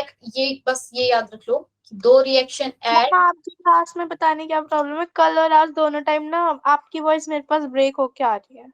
बच्चे आपका नेट नहीं काम कर रहा होगा ठीक से। आज पहली बार मुझे पढ़ाई समझ आई है कि मैं सारा सिलेबस पूरा कंप्लीट करके बैठी हूँ। हाँ, जब आप खुद पढ़ के बैठोगे ना बच्चे तभी चीजें समझ में आती है। इसलिए मैंने कल भी बोला था कि पढ़ कर आना। अपनी एटलीस्ट बुक एक्सरसाइज की क्वेश्चन तो करो जो एनसीईआरटी के हैं। ठीक है, अब नीट वगैरह तो तुम भूल ही जाओ, पहले अपनी एक्सरसाइज के उनके क्वेश्चंस कर लो। अगर वो आपने कर लिया ना, सिर्फ एक चैप्टर बचा, केमिस्ट्री पूरी कंप्लीट। नीट 50% कंप्लीट हो जाएगा आपका अगर आपने अपनी एनसीईआरटी के क्वेश्चंस कर लिए तो। अच्छा, ये क्वेश्चन देखो फटाफट से सामने।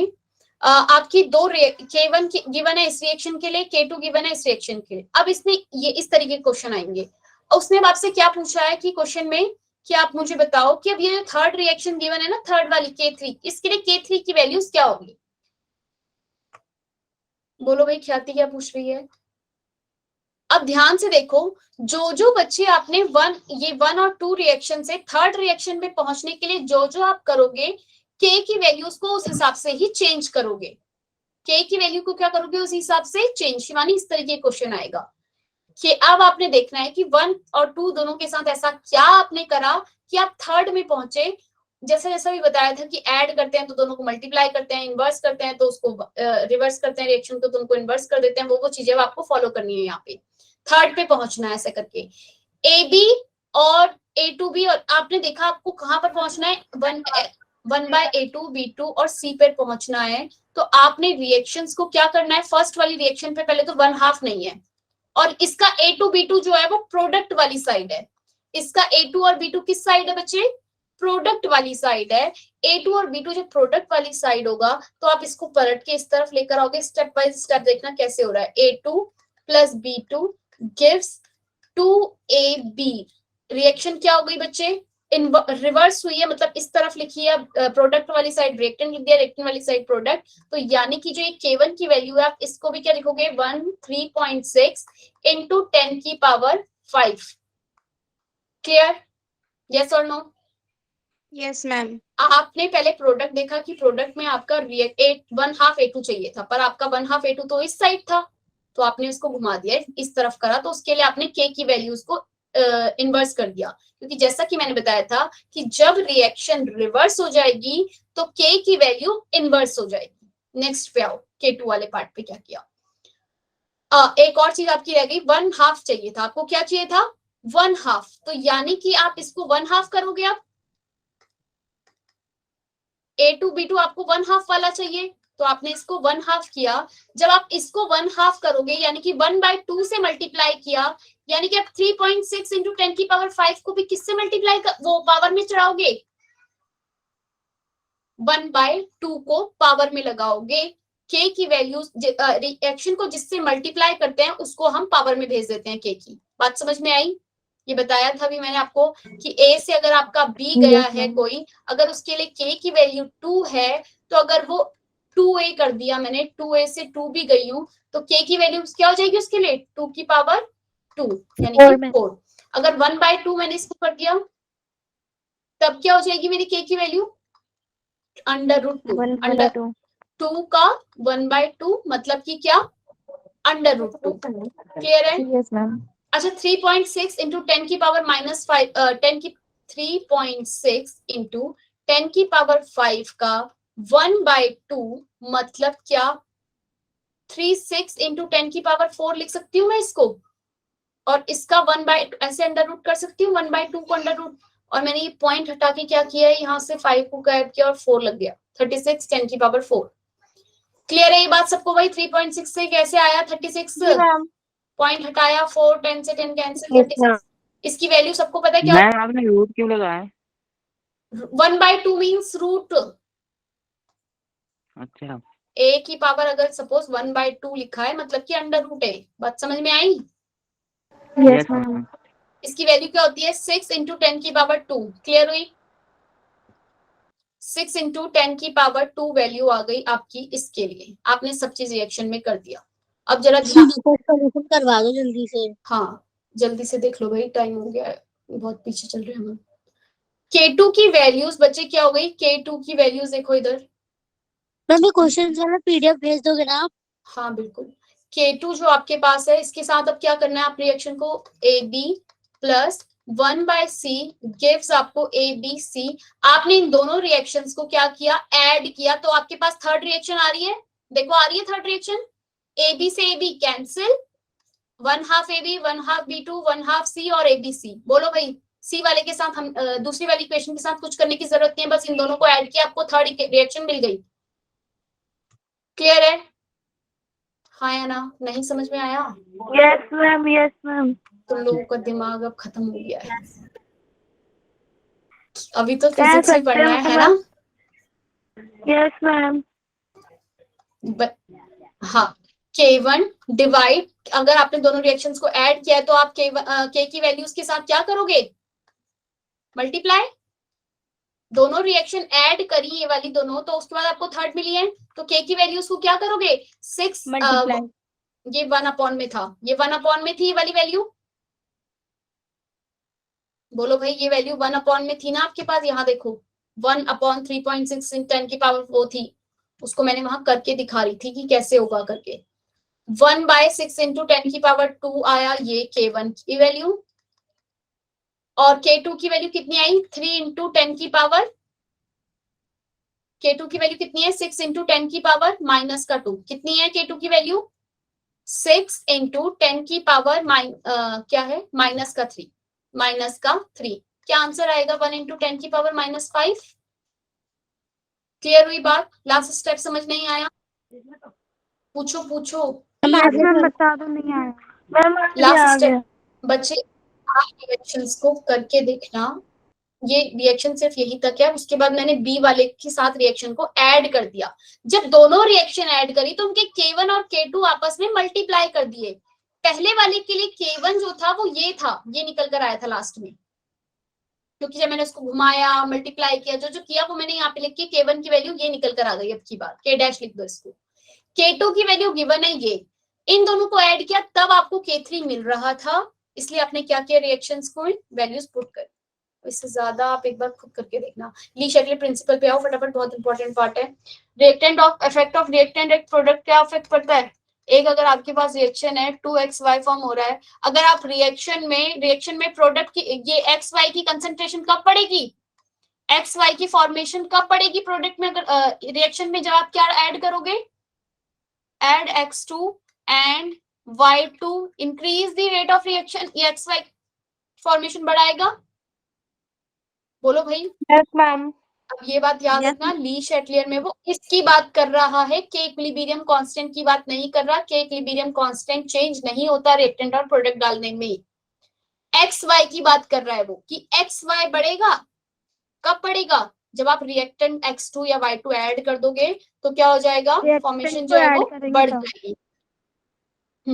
आप ली शेटली प्रिंसिपल में इफेक्ट ऑफ टेम्परेचर देखो। इफेक्ट ऑफ टेम्परेचर में क्या होता है, अगर आपकी रिएक्शन एक्सोथर्मिक है, रिएक्शन कैसी है अगर आपकी एक्सोथर्मिक है, बच्चे इसको एक उससे याद रख लो, ये A plus B gives C plus exothermic है, मतलब यहाँ पे हीट टिकली, हीट एज अ प्रोडक्ट हो रहा है इसमें। अगर आपका प्रोडक्ट बढ़ जाएगा, टेम्परेचर अगर इंक्रीज होगा, रिएक्शन कहाँ जाएगी, बैकवर्ड या फॉरवर्ड? बैकवर्ड। रिएक्शन कैसे जाएगी बच्चे? Backward, रिएक्शन जाएगी बैकवर्ड। और वो अगर कंसंट्रेशन की बात करें सी की, तो सी की कंसंट्रेशन क्या हो जाएगी, कम। क्लियर हुई बात? क्योंकि रिएक्शन बैकवर्ड जा रही है। क्लियर है बात? Yes ma'am. अगर आप बात करो कि एंडोथर्मिक रिएक्शन है, एंडोथर्मिक हुआ यानी कि हीट को आप इस तरफ लिख दोगे, हीट किस तरफ आ गई, रिएक्टेंट की तरफ। टेम्परेचर अगर बढ़ेगा, टेम्परेचर अगर क्या होएगा बच्चे, बढ़ेगा, तो रिएक्शन कहाँ जाएगी, फॉरवर्ड जाएगी। Yes ma'am. टेम्परेचर अगर बढ़ाओगे तो रिएक्शन जाएगी फॉरवर्ड, टेम्परेचर अगर कम कर दोगे तो रिएक्शन कहाँ जाएगी, बैकवर्ड। क्लियर हो गई? आपके पास ये इस तरीके से लिखा, ऐसा क्यों होगा कि वो बढ़ाने पे हीट बैकवर्ड जाएगी? इसको बोलो पढ़ के आए बच्चे। अगर आपके पास कोई भी प्रोडक्ट, आपके कोई, अगर ये दोनों रिएक्शन इक्विलिब्रियम पे है, अगर आप इधर से एक प्रोडक्ट को बढ़ाओगे तो रिएक्शन को वापस से वहीं पर आना है के इक्विलिब्रियम पे, तो रिएक्शन कहाँ चली जाएगी, पीछे की तरफ, बैकवर्ड की तरफ। Okay ma'am. अगर आपके पास रिएक्शन में ये बढ़ाओगे, रिएक्टेंट बढ़ाओगे, तो रिएक्शन कहाँ जाएगी, वापस से के इक्विलिब्रियम पे आना चाहेगी रिएक्शन, तो फॉरवर्ड जाएगी, उसको वो कम करेगी। ली शेटले प्रिंसिपल ये बताता है। क्लियर? ये सब इसलिए था कि आप पढ़ के आए हो। अब मेरे ख्याल से इफेक्ट ऑफ प्रेशर के बारे में भी नहीं पढ़ा होगा, सिंपल से बता देती हूँ।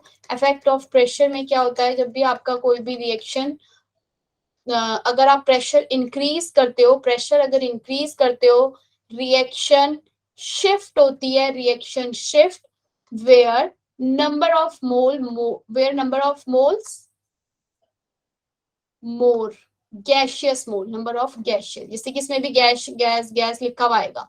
इन दोनों, इस रिएक्शन में नंबर ऑफ गैशियस मोल किस साइड ज्यादा है, प्रोडक्ट वाली साइड है, तो रिएक्शन कहाँ शिफ्ट करेगी, अगर प्रेशर इंक्रीज करूंगी reaction shift forward, yes ma'am. Forward करेगी। अब जरा इस वाली रिएक्शन के लिए मैम बताओ, ये समझ में नहीं आया, दोबारा एक बार रिपीट कर दो। अगर प्रेशर इंक्रीज करोगे, reaction shift where number of moles more, pressure, अब इसके लिए क्यों होगा, क्या होगा, ये सब बताया था, लेक्चर जाके देखो इक्विलिब्रियम वाला। प्रेशर इंक्रीज अगर मैंने किया, प्रेशर इंक्रीज किया, रिएक्शन शिफ्ट होगी, reaction shift where number of mole more, where number of mole gas के देखने हैं आप, सॉलिड लिक्विड के नहीं देखने, where number of mole more. इन दोनों, इसमें बताओ रिएक्शन, प्रेशर इंक्रीज करने पे रिएक्शन कहाँ शिफ्ट होगी, बैकवर्ड जाएगा मैम। बैकवर्ड, क्योंकि नंबर ऑफ मोल इस साइड ज्यादा है। Clear? Yes ma'am. Yes ma'am. और अगर मैं इनर्ट गैस डालती हूँ, इफेक्ट ऑफ इनर्ट गैस क्या होता है, इनर्ट गैस अगर कांस्टेंट प्रेशर पे अगर मैंने डाली है तो मेरे चेंजेस होंगे, लेकिन अगर मैंने कांस्टेंट वॉल्यूम पे डाली है, नो शिफ्ट। याद रखना इस बात को, अपने दिमाग में बिठा लो, इनर्ट गैस अगर कांस्टेंट वॉल्यूम पे ऐड करी है तो नो शिफ्ट, कोई शिफ्ट नहीं होगा। क्लियर है? मैम इनर्ट गैस कैसे पहचानेंगे? हीलियम, नियॉन, क्रिप्टॉन, जिनॉन, अगर ये कुछ बोला है कि this is reaction, we add helium, we add neon at constant volume, तो what is the change, forward backward, no change, क्या, तो no change, no shift. Clear? अब एट कांस्टेंट प्रेशर, अगर लिखा है कि एट कांस्टेंट प्रेशर पे add किया है, एट कांस्टेंट प्रेशर पे अगर कोई आप किसी को ऐड करोगे, एट कांस्टेंट प्रेशर पे inert gas, eight constant pressure add की आपने, add inert gas, reaction shift, reaction कहाँ शिफ्ट होगी बच्चे, जहां नंबर ऑफ मोल्स क्या है आपके, रिएक्शन। मैम इनर्ट गैस को कैसे पहचानते हैं? Helium, neon, krypton, xenon, ma'am noble gas जिसमें होगा। हाँ, जो नोबल गैस है वो inert gas. Add inert gas, reaction आपकी शिफ्ट हो जाएगी एट कांस्टेंट। अगर आप प्रेशर पे ऐड कर रहे हो, एट कांस्टेंट प्रेशर पे अगर आप इनर्ट गैस ऐड करोगे तो वेयर नंबर ऑफ मोल्स आपके reaction shift where number of moles, मैं भूल गई हूँ अब, where number of moles volume बढ़ जाएगा। आपने ऐड करी इनर्ट गैस, वॉल्यूम हो गया इंक्रीज, वॉल्यूम बढ़ गया आपका, इसके वॉल्यूम बढ़ गया, यानी कि नंबर ऑफ मोल्स पर यूनिट वॉल्यूम जो है वो डिक्रीज हो गया। Reaction shift where number of moles increase, जिस साइड नंबर ऑफ मोल्स ज्यादा होंगे where number of moles more, जिस साइड नंबर ऑफ मोल्स ज्यादा होंगे आपको रिएक्शन को उस साइड उस तरफ जाएगी। क्लियर है? नंबर ऑफ मोल मोर, बात समझ में आई? ये हुआ कैसे? आपके पास ये थी, मैंने कैसे याद किया अभी मैं भी भूल गई थी, मैं कंफ्यूज हो गई थी कहाँ जाएगी, नंबर ऑफ मोल्स मोर या क्या। आपने कर दिया, सॉरी। अगर आपके पास इनर्ट गैस ऐड करोगे बच्चे एट कांस्टेंट प्रेशर पे तो वॉल्यूम बढ़ जाएगा, वॉल्यूम बढ़ जाएगा तो नंबर, जितने नंबर ऑफ मोल्स आपके पहले थे ना, पहले 5 थे, तो अब क्या हो गए, नंबर ऑफ मोल्स आपके पास 5 ही है, लेकिन नंबर ऑफ मोल्स पर यूनिट वॉल्यूम अगर यहाँ 1 लीटर में थे इतने और यहाँ 5 थे आपके 500 में, तो नंबर ऑफ मोल्स, ये जो चीज है ना ये वाली, नंबर ऑफ मोल पर यूनिट वॉल्यूम जो है बच्चे वो क्या हो जाएगा आपका, कम हो जाएगा। क्या हो जाएगा? कम हो जाएगा। बात समझ में आई? कम कैसे हुआ? जहां पहले इतने से घूम रहे थे एक ही जगह पे, अब इतनी बड़ी जगह मिल गई, वहां घूम रहे हैं उतने, ठीक है, बहुत बड़ी जगह मिल गई उसे घूमने के लिए। 1 लीटर हम क्वेश्चन भेजना पढ़ने जाए मैम।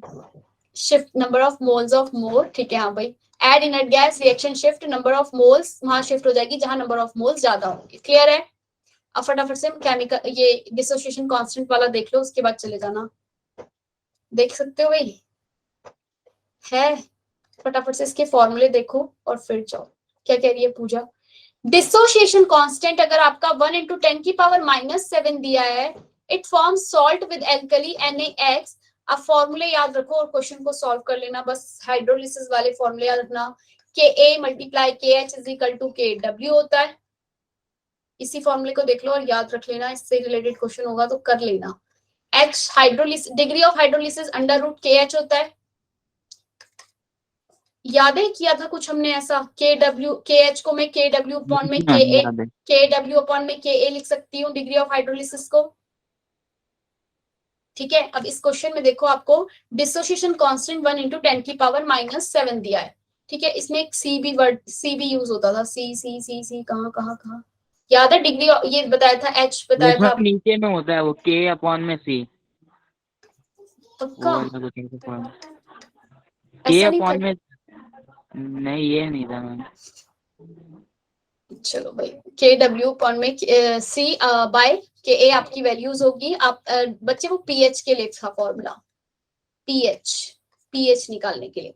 इसके सारे फॉर्मूले देख लेना, ये क्वेश्चन आपको दे रही हूँ और फटाफट से पहले ये वाला क्वेश्चन देख लो। डिग्री ऑफ हाइड्रोलिसिस का बच्चे आप Ka आपको गिवन है, KH आपको गिवन है, 0.1 आपको कंसंट्रेशन गिवन है। आप वैल्यूज पुट करोगे, डिग्री ऑफ हाइड्रोलिसिस आपके पास निकल कर आ जाएगा 1 × 10⁻⁻14 से डिवाइड किया आपने क्या, Ka को, Ka कितना था 1 × 10⁻⁷ था, और डिवाइड में और क्या था आपका,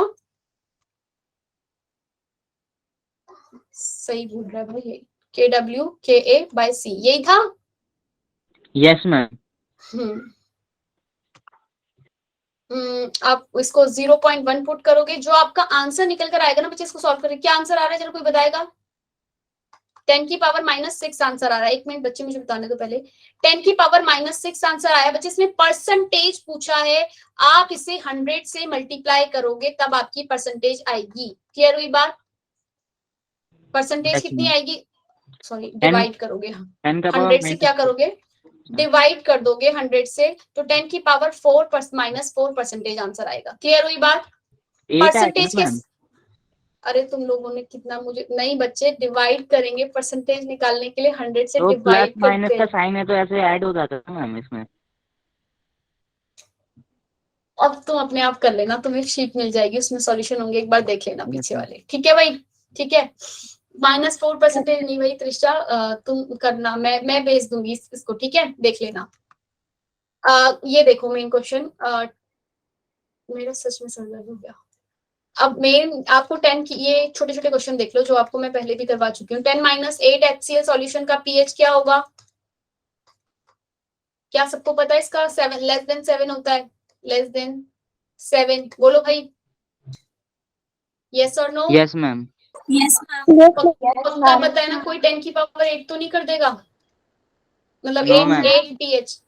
और एक क्वेश्चन और देख लो, अगर आपके पास बच्चे ये क्वेश्चन लिखा है, क्वेश्चन ध्यान से देखो जरा, अगर आपके पास लिखा है कि आपको 20 ml H2SO4 मिलाया और 20 ml HCl मिलाया, अब आपको पीएच बताना है। बच्चे पहले आपको नंबर ऑफ मोल्स निकालने होंगे। नंबर ऑफ मोल्स किसके? नंबर ऑफ मोल्स किसके? H2SO4 के अगर आप नंबर ऑफ मोल्स निकालोगे बच्चे, तो आपके पास क्या है इसमें? M मल्टीप्लाई V का फॉर्मूला नंबर ऑफ मोल्स का होता है, याद है किसी को ये? मोलरिटी आपकी कैसे निकलती है? नंबर ऑफ मोल्स अपॉन में वॉल्यूम। बोलो भाई, नंबर ऑफ मोल्स अपॉन में volume is equal to molarity होता है। अगर आपको वॉल्यूम नंबर ऑफ मोल्स निकालने होंगे तो मोलरिटी अपॉन में मल्टीप्लाई वॉल्यूम। यस, याद आया कुछ? मैम पता नहीं है। अरे भाई, यस मैम। पता नहीं है मतलब होता तो है ना ऐसा। Number of Yes, moles ma'am, upon होता में मोलरिटी। फिजिक्स पढ़ाया अब। हाँ फिर बात तो ये ठीक कह रहा है, फिजिक्स पढ़ना। एक काम करो, कब आओगे फिर तुम अब पढ़ने के लिए? आप जब बुला लो। अब ध्यान, एक मिनट देख लो फटाफट से इस क्वेश्चन, लास्ट क्वेश्चन बस ये पक्का मोलरिटी इंपॉर्टेंट है और यही एग्जाम आपके उसमें भी है तो बहुत इंपॉर्टेंट है, 3 नंबर बन जाएंगे, जरा देख लो। मेरा तो डाउट बताया ही नहीं आपने। शांत हो जाओ, अभी बाद में लास्ट में। क्या डाउट था? आज कब आएगा फिजिक्स क्लास? अगर बच्चे आपको नंबर ऑफ मोल्स निकालने होंगे, इसमें पहले आपको H2SO4 के H2 में आपके 2 मोल हैं, 2 मोल हाइड्रोजन के हैं, ठीक है, 2 हैं, 2 आपके हाइड्रोजन है और मोलरिटी कितनी है? 0.1 और वॉल्यूम कितना है इसका? 20। यानी कि कितने नंबर ऑफ मोल्स हैं इसके टोटल हाइड्रोजन में? यहाँ पे H2SO4 के कितने आ रहे हैं टोटल के? 4। बोलो भाई, 4 आया आंसर।